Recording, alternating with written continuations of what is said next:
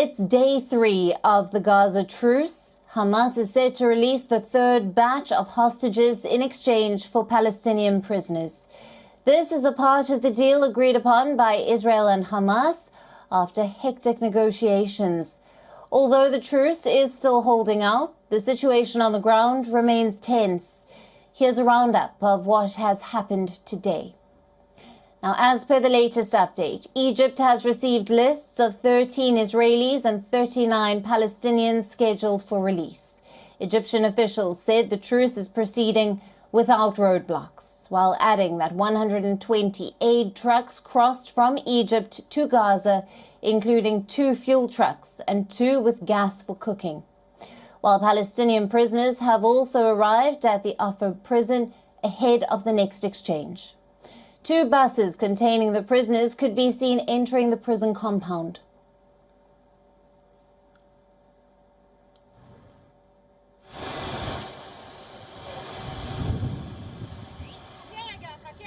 Israeli Agency for Civilian Coordination with the Palestinians earlier released a video showing aid trucks going toward northern Gaza ahead of the exchange. The UN is currently leading the deployment of dozens of humanitarian aid trucks to Gaza. Essentials such as food, water, shelter equipment, medical supplies, as well as 6 ambulances are being deployed to the besieged strip. Earlier, the slow pace of aid had caused a delay in the transfer of the second batch of hostages. Amid the truce in Gaza, violence has flared up in the West Bank. Funeral procession was taken out in Jenin for the 3 men out of 5 killed in Israeli raids. This included 2 militants, while 1 belonged to Hamas, the other one belonged to the Palestinian Jihad. Palestinian ministry says 6 other Palestinians were injured during the shooting. Israel says it carried out the raid to detain a Palestinian allegedly involved in the West Bank ambush in August. Hamas's military wing also confirmed on Sunday that its Northern Brigade commander, Ahmed al-Gandour, and 3 other senior leaders had been killed. However, the group did not reveal any more details about the incident. As of now, 26 Israeli hostages have been released by Hamas, while Israel has released 78 Palestinian prisoners in the 2 releases already completed. In addition, the Palestinian militant group has also released 14 Thais and 1 Filipino so far. According to the deal agreed upon, Hamas is expected to release a total of 50 hostages during the 4-day truce in exchange for 150 Palestinian prisoners. Israel says for every additional release of 10 hostages, the truce could be extended for 1 more day. Okay.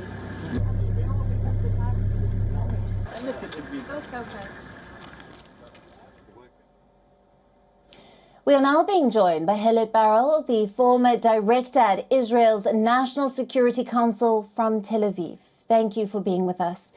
Now, Hamas is set to release the 3rd batch of hostages in exchange for the Palestinian prisoners. How do you see things panning out from here? I wouldn't want to place any bets. We saw yesterday how difficult it is to carry out even the most carefully crafted deals when you're dealing with a terrorist organization. So we had a very difficult time yesterday, as you know, I'm sure, carrying out the very explicit second part of the deal. And earlier today, we got some declaration from the Red Cross saying that they expect to have more difficulties today. It's a bit surprising because the Red Cross is basically not really part of this deal. All they do is kind of taxi the people in an ambulance from one side to the other. We haven't heard those reports from Qatar, from Egypt, from the United States, or anybody else who's actually involved in the deal. So we're very much hoping that it will carry out smoothly today, unlike yesterday. Right, now you have mentioned there has already been this delay in the second round of hostage releases.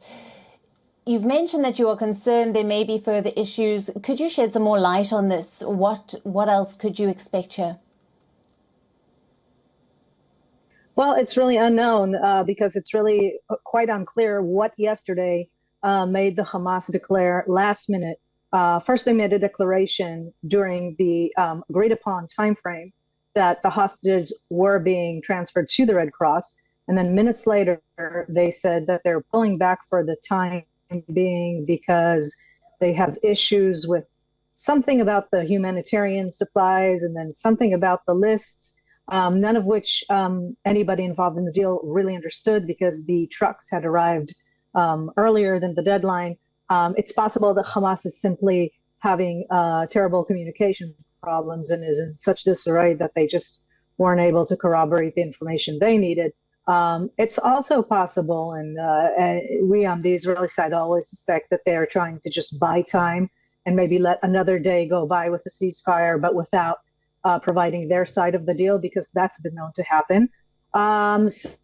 So hopefully today all that will have been resolved. Israel has supplied the humanitarian aid well in advance to prevent any possible excuse on that level. And we're just going to have to see. The bottom line is yesterday they had until midnight to deliver the hostages to the Israeli side, and it was minutes before midnight that they actually passed through the Rafah crossing and into Israeli hands. Hopefully today it will go more smoothly. We also have some good news today that we can expect an extra hostage that was arranged via some deal with Russia. I don't really have more detail about that, so there could be one more hostage going free because of some conversations between Hamas and Russia. But again, we really have to wait and see. We never know until they're truly here that they will arrive. Yes, and when you have the 4 days as a time limit, every minute is precious. We have had some news that there could be an extension to that ceasefire that is set to end tomorrow. What details do you have on that?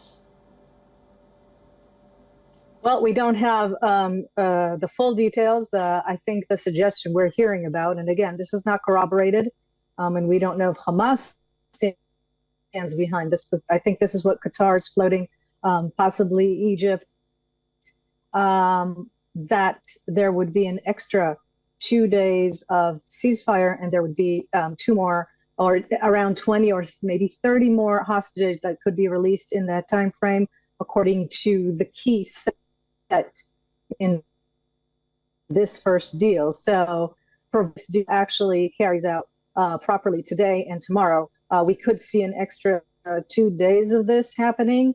About a longer term thing, I don't think that's in really happening at the moment.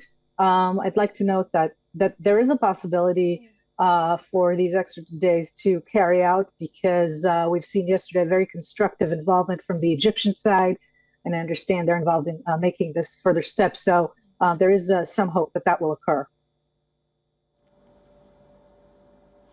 Right, and Heli, finally, how do you analyze Prime Minister Benjamin Netanyahu and Hamas's reaction to the release of the hostages so far? Haven't really seen much reaction from Hamas. All we really got is the footage that we saw from the crossing, which was very disturbing because they're manhandling the hostages and trying to construct some show where they're saying welcome as if they've been thanked, and they're instructing the hostages to wave and smile, all sorts of things that are, known to happen. On the Israeli side, there is really tremendous joy with every child and every person that comes back. We're all anxiously awaiting the return of all of our hostages. It's a very, very big moment for the Israeli public. And for the Israeli government, whether through statements or not, because the deal had required from Israel quite a sacrifice in stopping tremendous military, very costly. So obviously, Israel has very, very strong interests in these deals going through. But of course, there's also a lot of sadness because we've seen 2 kids come back yesterday whose father is still captive, whose mother was killed on October 7th, and they don't even know it. And we've seen families where a grandmother came back with her grandson and her daughter in one hand, but lost her son on October 7th, found out while she was captive.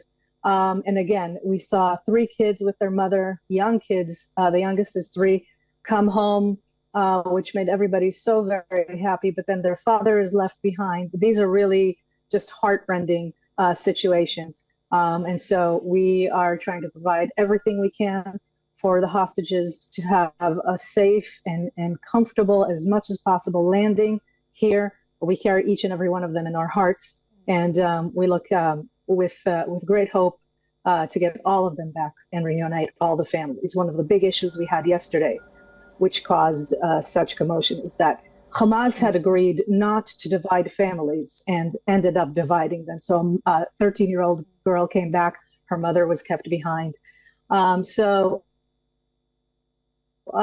We have a lot still to look forward to. Absolutely, and hoping for all the best in the safe return of all of those hostages. Thank you very much for being with us on this broadcast.